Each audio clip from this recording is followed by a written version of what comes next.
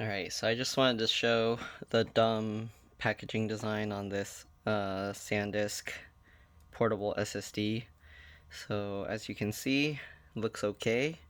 You probably think I'm saying it's dumb because it's really hard to open these, but the real reason, if you look at the back here, you see this cut line. Okay, that looks fine. But you see this cut line, cut with scissors. Look where this line goes.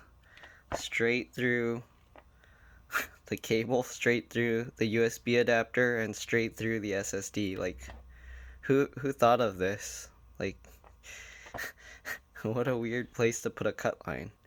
So, yeah, if you're gonna open one of these, make sure you're not gonna just blindly cut through your packaging like that. Okay, I've seen some people that actually did that. I mean, they didn't have cut lines, so it wasn't the fault of the packaging. But this one, they actually tell you to cut there. Like, whose idea was that? Alright, so yeah, just showing how if you have dumb packaging, people might cut stuff up and do dumb things. So be careful. Alright.